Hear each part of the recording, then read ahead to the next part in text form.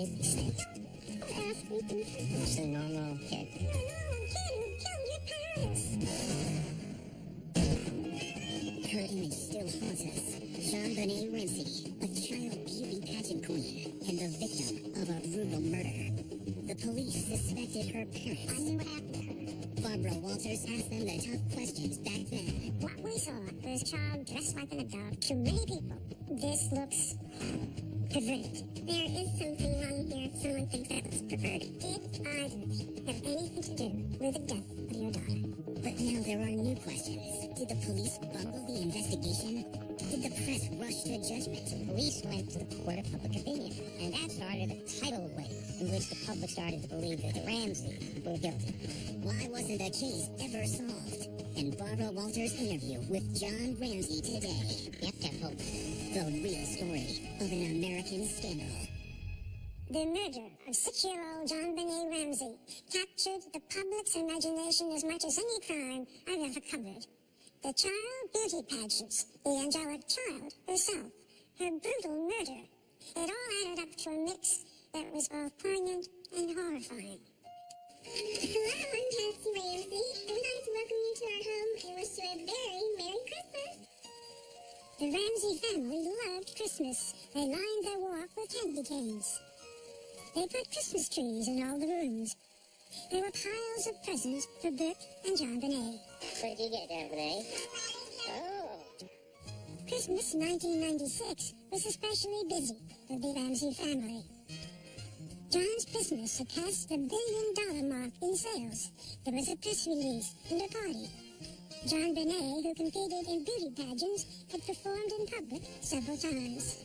And the Ramseys had thrown a big party for the children in the neighborhood, complete with a Santa Claus. But that Christmas in 1996 would be JonBenét's last. On Christmas Day, the Ramseys had been out of the house, visiting friends. They got home around 9 o'clock and put the children, Brooke and JonBenét, to bed on the second floor. When Patsy woke up the next morning around 5:30, she found the ransom note. We have your daughter in our possession. If you want her to see 1997, you must follow our instructions to the letter. The ransom note said, don't call the police or your daughter is gone. And of course, the first thing they did is call the police. Can you not keep an eye on my dad? Please, we just got out and she's on here. Oh my God, please. Okay, I am honey. A police officer arrived at the Ramseys at 6 a.m. He searched the house, the bedrooms, the kitchen, the basement. Nothing seemed out of place. The Ramseys called their friends for emotional support, and the house was soon full of people. More police officers arrived. One of them noticed that there were no intruders' footprints in the snow. The ransom note said the kidnapper would call between 8 and 10 o'clock tomorrow morning. 10 o'clock came and went. No phone call. John Ramsey did not seem to react to the missed deadline. The police thought that was odd. At 1 o'clock, the police asked John and one of his friends to look around for anything unusual. In the basement, John opened the door to a small storage room. It was dark, but he thought he saw something. John turned on the light. There was JonBenét's body. She was wrapped in a white blanket. When John touched her, she was cold and stiff. He rushed upstairs with her body and laid JonBenét on the floor in front of the Christmas tree. Police officer Linda Arndt checked JonBenét's pulse. Nothing. He asked if she was dead. And I said, yes, she's dead. And we had a nonverbal exchange that I will never forget. I knew what happened to her. Linda Arndt felt sure that John Ramsey had killed his daughter. The police cleared the house of people and declared it a crime scene. Then detectives discovered something interesting about the ransom note. The paper that was used on the ransom note was actually torn from a pad in the house. If the killer had planned to kidnap JonBenét, wouldn't he have brought the note with him? There was something else odd about the note. It asked for $118,000, the same amount that John had just received as his year-end bonus. The detectives were also puzzled by the blanket JonBenét's body had been wrapped in. It had come from the dryer in the Ramsey home. And that led police to believe that it was an inside job, because where this blanket had been stored, where it had been kept, was really known to very few people. The police officers saw other signs of an inside job. There were no indications of forced entry. So how had the killer gotten in? And why hadn't John or Patsy awakened during the night when JonBenét was taken to the basement? But if somebody's going to take her from the bed, well, this child's going to scream and holler, as she's being dragged somewhere else in the house. Or did she go willingly with a member of the family? The detectives on the case were taken aback when the Ramseys hired criminal defense attorneys only 2 days after the murder. The police asked them to come in for questioning, but for months they refused. If a mother's child has been murdered, and the family is grieving, why wouldn't you want to cooperate with the police? To nearly every officer on the case, one thing was clear. John and Patsy Ramsey were involved in murdering their daughter. It was just a local story at first. Then, 4 days after her death, one of the beauty pageants that JonBenét competed in released video to the media, and a local photographer who had shot JonBenét in a variety of costumes at Patsy's request sold those photos to the tabloids. Now it was national news. In Colorado today, the mystery of the little girl found strangled in the basement of her house. There's a certain amount of journalistic oxygen you need. One of them is pictures. And you had these photographs, and you had that video. You show me any story about JonBenét Ramsey that didn't include the pictures, and, I'll eat my hat. It just didn't happen. The public was shocked by the images of JonBenét dressed provocatively, and people wondered what kind of parents the Ramseys were. In an attempt to improve their public image, the Ramseys decided to do an interview on CNN 6 days after the murder. If anyone knows anything, please help us. I think the Ramseys should not have done the interview with CNN. You're going to do an interview with CNN, but you're not going to do an interview with the police? You're going to lawyer up and cooperate with the media on your own terms, but you're not going to help the police find the killer of your children? Subsequent public appearances were no better. Yes, they did hold a press conference one. Yes, Patsy did hold up a little poster, that they're looking for the killer. Yes, she did cry on camera. But it didn't feel real. It felt like it was all staged, like a corporative plan. To those of you who may want to ask, let me address it very directly. I did not kill my daughter, JonBenét. I think in John Ramsey's case, he seemed lacking demonstrative emotion, whereas Patsy seemed almost a bit too florid. And people thought, there's something strange there. The autopsy showed a brutal murder. JonBenét had been hit so hard, it cracked her skull nearly open. She'd been strangled with a rope so viciously that it was embedded in her skin, and she had been sexually molested. The police believed that John had been abusing JonBenét and had killed her to cover it up. Or that in a fit of anger, Patsy had struck JonBenét, killing her, and then covered up the crime with John's help. Despite police requests, the Ramseys said they would only talk on their own terms. But the police thought they could pressure the Ramseys into cooperating, and they used their media to do it. Sources in stories like this are cops and prosecutors. In Colorado, whether you're a local reporter or whether you're someone who comes in on a national case, what do you do first? You talk to the cops. What do the cops think? Well, the cops think, to some degree, that these people require a bit more pressure. So you report what the cops tell you. The police at this point are not ruling anybody out. The police went to the court of public opinion. They leaked so much of the evidence that they thought was against the Ramseys, and that started a tidal wave in which the public started to believe that the Ramseys were guilty. Within a week of JonBenét's murder, the police, the press, and much of the public believed that John and Patsy Ramsey had been involved in their daughter's murder. If they had killed her, they were monsters. But what if they hadn't killed her?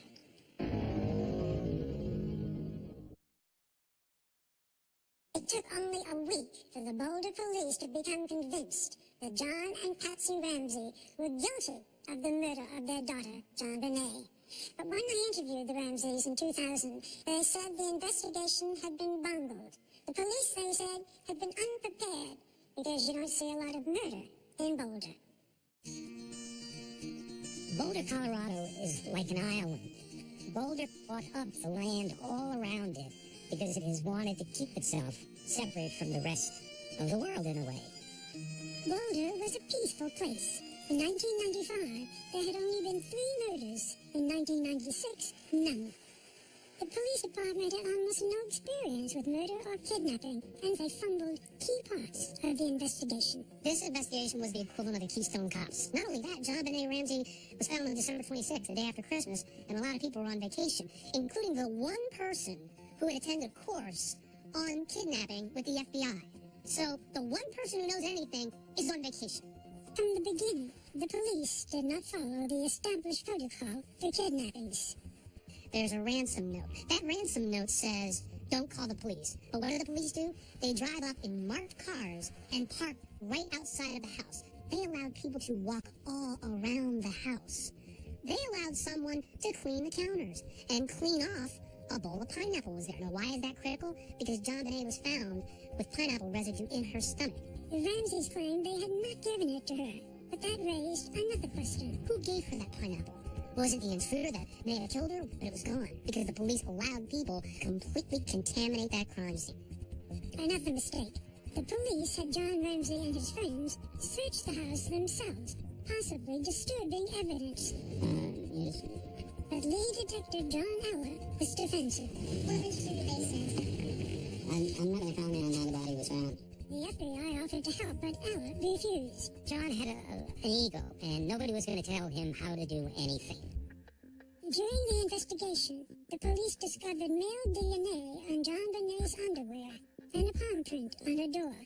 They could not trace the DNA or print to anyone, including members of the Ramsey family.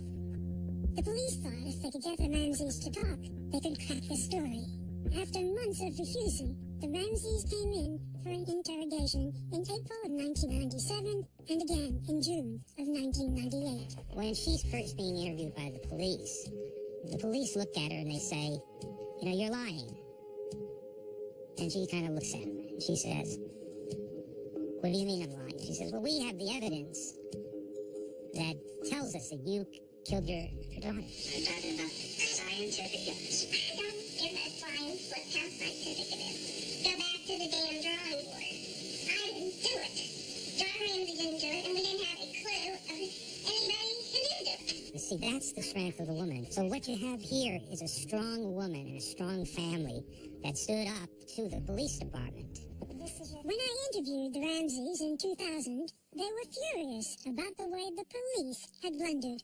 Why don't you trust the Boulder police? We know they have no experience in this. They refused help.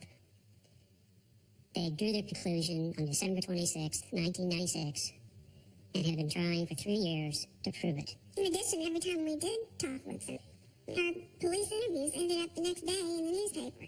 There was talk about a leak in the dike. There was a big hole in the dam of the Boulder Police Department. Each of you has spent how many hours of actual interrogation?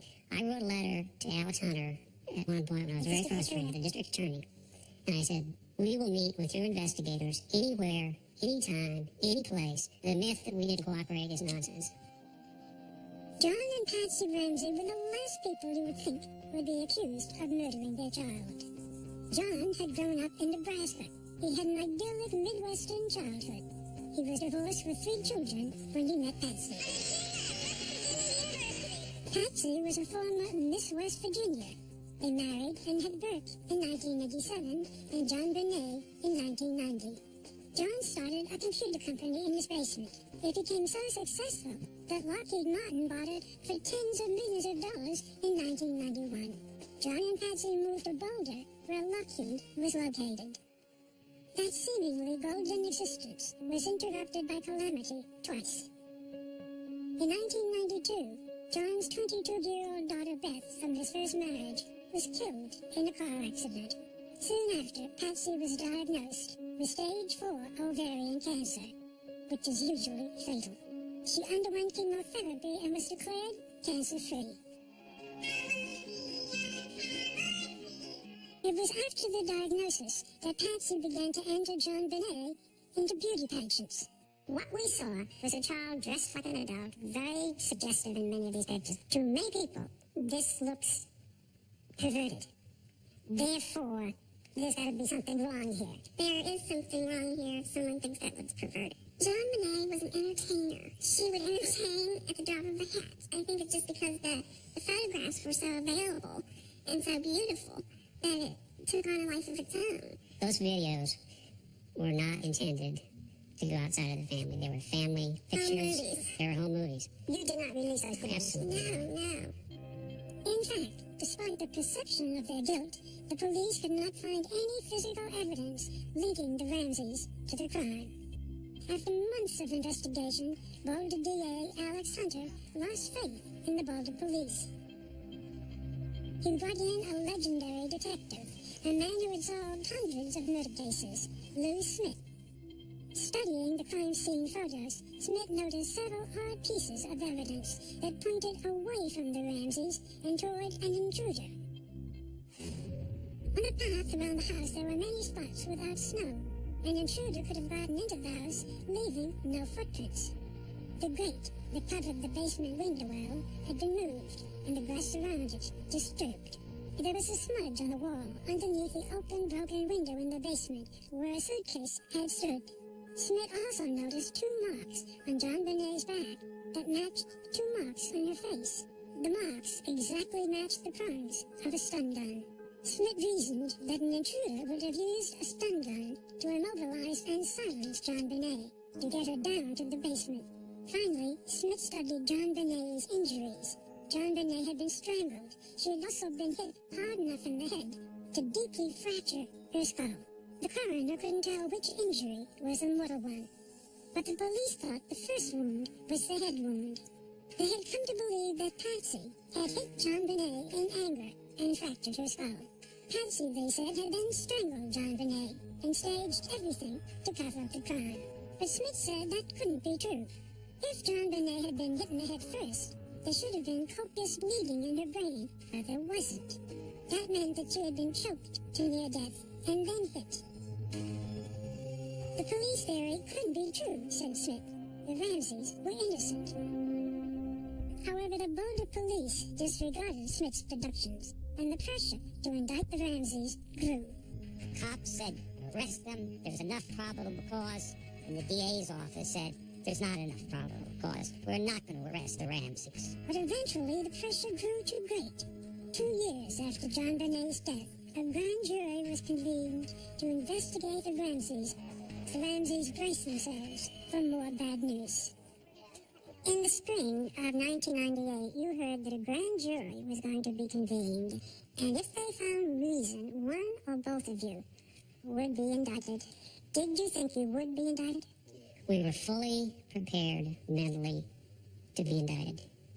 Our attorney said at the end that they really didn't know. They really didn't know what was going to happen.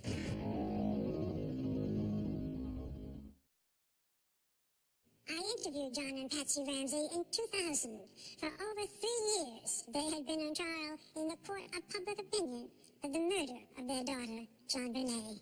Their ordeal intensified when a grand jury met in September of 1998 to decide if there was enough evidence to indict them. The grand jury reviewed the case for a year. On October 13, 1999, the verdict was announced. Did you think you would be indicted? We had to prepare in the event the worst happened.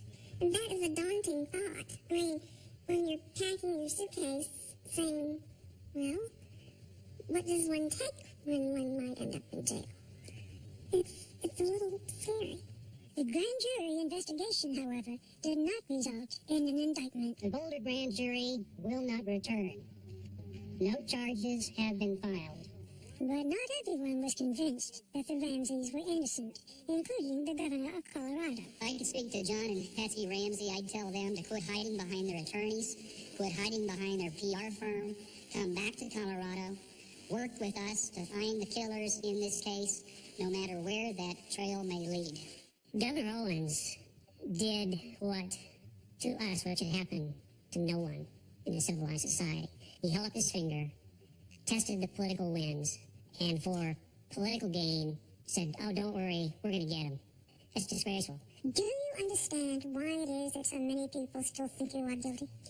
I understand that they've been told that by the media for 3 long years. I'm amazed that the whole world doesn't think we're guilty. Let's start at the beginning. Christmas Day, you went out, you saw a friend, you came home around 9:30. What happened? JonBenét was asleep when we arrived home. We took her bed and went to sleep. You took a melatonin pill, Mm-hmm. so you slept soundly? Unfortunately, I did. 7 hours after the police first arrived, it was now around 1 p.m., the police asked you and a friend to search the whole house again. At that point, you opened the door to the small room. Tell me about it. I knew instantly what I'd found. I found my daughter. And What did you see? I saw her lying on the floor with a white blanket. She was lying on a white blanket. The blanket was wrapped around her. Her hands were tied above her head. She had tape over her mouth. What did you do when you found your daughter? I immediately knelt down over her, felt her cheek, took the tape off immediately off her mouth. I knew I'd found her, but I started to feel very quickly that these were not all right. When you say not all right, you Her body was thought she was cool. dead. Did you scream? It was like a dream when you scream, but you can't say anything. All you can do is scream. That's what I did. I took her upstairs and laid her on the floor and still had a hope that she was alive. Mrs. Ramsey, there is your child. It's hard for me to say, how did you do, how did you behave? It's reported that you prayed to God and asked Jesus to raise your daughter as he had raised Lazarus. Do you remember what you said, what you did? I remember walking in and seeing her lying there in front of the Christmas tree.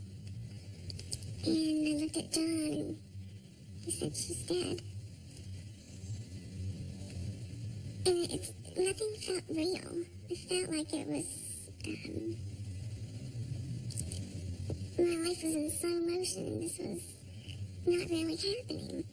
I knelt down over her and just laid my body on her body and my cheek against her cheek, and it was cold. And Father Brawl was there. And he started saying the last rites, I believe. And I just kept saying, no, ask God. Ask God to raise her. You were both on medication. Do you think this might have affected the way you appeared? I'm sure it did. You are so crushed and so devastated that you don't want to live, and you would do anything to numb that feeling. But I will also tell you, my experience is that tears don't come until later. I didn't cry when I received the call that my daughter Beth had been killed in an accident. I was angry. I was distraught, but I didn't cry. I cried later. Let me talk about some of the evidence that some people may not know about.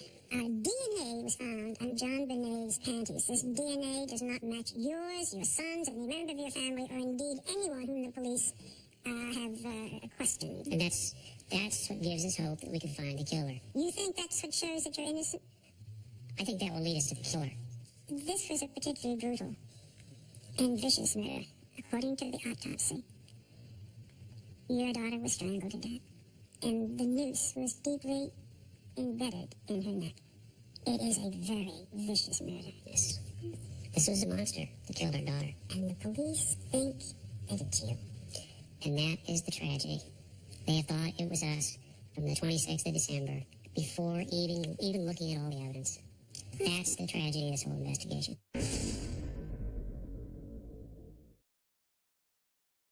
In 2008, advances in DNA technology made it possible to test a DNA sample found on JonBenét's clothing, and it cleared any member of the Ramsey family. The Ramseys were officially exonerated, but back in 2000, of course, that hadn't happened. So I had to ask them a question that I wished I hadn't had to ask. Mr. and Mrs. Ramsey, I am now going to ask you the questions that a great many people want to know. Mr. Ramsey, did you kill JonBenét? No, I did not. Mrs. Ramsey, did you kill your daughter? No, I did not kill my daughter. How do you feel when I ask you these questions? Insulted. pain, hurtful. How can I tell you how much I love my daughter? I love her from the depths of my being. It's the kind of question you never would expect to ever be asked. I'm sorry I had to ask you, but you know I did. Mm-hmm. This was a very brutal murder, and yet some of the authorities have said that you staged this. Well, that's absurd. The garrote was deeply embedded in JonBenét's throat. Her skin was deeply indented by the cord around her wrists. And to say that we accidentally murdered our daughter and then staged this? It's just unimaginable. You know, people have said these are the two major motives. Either you sexually molested her or you slapped because primarily... Let me tell you something. I'm a cancer survivor of stage 4 cancer. John has lost a child in an automobile accident. We just said that that completely changes your outlook. When you're standing on the brink of death with a terminal illness, your priorities suddenly line up in a row, and you know exactly what the important things are in life. I love my children. I wouldn't harm them for anything in the world. Now, I don't know how you answer someone that continually accuses you of some absurd notion. You willingly gave saliva tests, yes, blood tests, yes. fingerprints. We gave police everything they asked for. If the murderer was a pedophile, a sexual predator, do you ever reproach yourself for letting JonBenét appear so publicly in pageants and parades where she could have been seen? Well, I think that is probably one thing that if I had to do ever again would be much more cautious about. There's no question we were naive. We were ignorant of the fact that there were evil people in the world. We assumed we were living in a little town, a little nice, peaceful town, and that evil existed elsewhere. We were naive. This tragedy was a meal ticket for tabloids, a feast for them. You said that you were under siege. We've been under siege for almost 3 years. Hidden cameras were planted at the gravesite. How did you get through all of this? The reports, the constant television, the lies. Barbara, I have lost the most precious thing in the world to me. I lost my child, my little girl, JonBenét. I have been as low as you humanly can go. You can kick me when I'm down, but you can't take me any lower, because I'm hurt as badly as I can be hurt. You can't go any lower than that. Did either of you ever consider suicide? I have to admit that yes, I did. You did too? Yes. When? Early on, I think when you're just, there is this heavy feeling in your heart, and you feel like you can't breathe. You don't want to live. It's the pain you want to escape from. It's too hard. But we have other children, so we have to be strong for them. A good friend of ours told us something that stuck with me. He said, for a while, the memories will bring pain. And then, eventually, the memories will bring smiles and joy. And we're at the point now where the memories of JonBenét bring us smiles and bring us joy. Do you dream about JonBenét? Yes, I do. What do you dream? I dream, my dreams are so vivid that I feel like I've spent the whole night with her. And when I wake up in the morning, then I realize that the day is the nightmare. Because I've had such a wonderful, lovely time with JonBenét on my own. Then when I woke up, the realization that that's a dream was so sad. You were carrying something when you came in. What is it? My sleeve. It's just a little glove. A glove that was JonBenét's? Yes. Mm-hmm. Do you carry this all the time? I usually have something of hers with me all the time. I found this just recently when I had opened some boxes for the first time that I hadn't seen since we left Colorado. And, to think that her little hand was in this glove, and there's a little spot here where she obviously spilled something, and, it makes me sad that there were happy little hands in this glove. So the memories bring tears to your eyes, but you're also a little more at peace? I don't know. I don't think I will be at peace until we find out who did this. Let's stop. deeply sweet. It's okay, it's okay. JonBenét's okay, she's with us.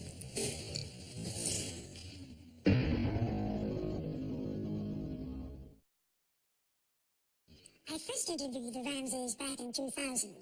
I sat down to talk with John Ramsey again recently. During the intervening years, his wife Patsy had died of cancer, and there had been other changes in his life too. One thing had not changed. JonBenét's killer was still unknown. Do you think the murderer will ever be found? You know, I sort of do still. I think we have two ways that'll happen. It'll either be a DNA match, or someone who knows something will become angry or bitter against this person and will doubt. In 2006, an Alabama school teacher named John Carr confessed to the crime. I love JonBenet. She died accidentally. Carr, then in Thailand, was extradited to the U.S., but the DNA didn't match. It wasn't him. However, soon after JonBenét's murder, there had been an incident that could have led the police to the killer. There were things that were not local. Tell me about this. Well, there was one in Boulder about, 6 or 9 months later. It was very similar. Intruder went into the house when the parents were gone. Parents came home, went to bed, and fortunately found the intruder in their daughter's bedroom and frightened him off. Did they find this man? Mm-mm. So do you think this man might have been the same intruder? I think it ought to be looked at very hard. Yeah, it's a little late. It's No? unfortunately too late. In fact, the conclusion of the police at that time, the police chief, was that, well, it's not the same because the little girl was not murdered. You think the killer is still out there somewhere? He's either out there dead or in prison. And I think if he were in prison, there's a higher likelihood now that his DNA would be in the database, the national database. What I've been advocating is that anyone arrested for a felony should be DNA printed, just like they're fingerprinted. I was told by a chief of police that if we had such a law in place in this country, nationwide, we would solve 1,000 murders overnight. JonBenet would have been 25 this year. That's hard to believe. Do you think about what kind of a woman she would have been? Mostly I think of her as a 6-year-old child that I remember. In 2006, John suffered another loss. Patsy Ramsey died after fighting ovarian cancer for 4 years. It was not until 2008, 2 years after Patsy's death, that the Ramseys were officially exonerated, and the Boulder District Attorney apologized to them. Patsy went through all of that without knowing that she'd been cleared. That's correct. Patsy was a very strong woman. I remember. Tabloids at the time accused your son Burke of the murder of his sister. Was he aware of that? We tried to shield it from that. Friends would ask us what we do to help. We said, well, next time you go to the supermarket, call the manager over when you see our child's photo on the front cover and ask him to remove it. A lot of them did that. There have been other consequences to having been the center of a violent, highly publicized crime. After JonBenét's body was found, the Ramseys never set foot in the house again. They decided to move back to Atlanta to be close to family. So John left his job, but they had problems financially. Before JonBenét's death, you were reportedly worth millions of dollars. But that money seems to have gone. I was told by a very experienced FBI person that most victims of violent crime end up broke. It's very expensive to deal with, the justice system. You make bad decisions. You sell your home, you move, you quit your job, you change job. When something really tragic happens in your life, put your life in park. Give your checkbook to a trusted friend. Avoid making any big decisions because you're just not capable of making good decisions. You tried to get a job after JonBenét's death, and you found it very hard. I had one company that I talked to who said, you could really help us, but we can't afford to have our company's good name on the front of the National Enquirer, so we can't hire you. And so that was it was kind of a gray cloud that I would carry around with me. At this point, is it in the past? It's never totally in the past. You never get over the loss of a child. You move on. When you see a 6-year-old playing in a park, do you... Yeah, do you it tugs at catch in me. your throat? Yeah, a little bit. Say if they're a little girl and blonde hair. And JonBenet at one point won a medal for for being in the pageant. Mm-hmm. I understand you carry it with you. I do. Carry it with me all the time. Can I see it? Yes. You have it now? Within a couple of days after JonBenét died, I really wanted to have something of hers, and this medal was what I wanted. My sister-in-law went to the house to get us some clothing and came back, and she said, John, I was going by JonBenét's room, and I just felt that I should go in there and bring this to you. And I hadn't told anybody about it. And that was the most significant thing I wanted. So I just felt that was a sign. You have written a book called The Other Side of Suffering. Mm-hmm. You've certainly gone through enough suffering. How do you get through it? There's a number of elements that I think you have to come to grips with. One is forgiveness. That's a big one. Forgive yourself or forgive Well, for the both. perpetrator? Both. Why couldn't I have protected my daughter? Why didn't I check the locks better in the house? The other aspects, the killer, the police, all the people you have to forgive, that's a tough bridge to get over. And the other is, you've got to have hope in your life. A good friend asked me once after all this happened, he said, John, do you believe the best days of your life are in front of you? And I said, no, how could they possibly be? He said, well, you need to get to a point where you believe they are. And so what you have been able to hold on to is what? Hope? You have to have hope. We all have to have hope for the future. And wrestling through, well, how do I establish hope again in my life when I've lost 2 children, a wife, my life savings, and you refocus on what really is important in life, and it takes a while. John and Patsy's son Brooke is now 28 years old and develops computer software. In 2011, John remarried. His wife is Jan Russo, a clothing designer. They met through friends. John works with an air charter and touring company in Utah, and they spend a great deal of time traveling and visiting family. John's new wife, Jan, joined us. Were you worried about having a relationship with him? There's men who have gone through so much. I was slightly concerned, but John won me over. I can understand why. Despite all this sadness in your lives, you managed to have a good life. Tell us how you accomplished that. What do you tell yourselves? Well, I used to worry about things. It didn't matter how good things were going, I'd find something way out there to worry about. And then the worst thing that could have possibly happened that was not even on my radar happened. So I realized all this worrying was silly.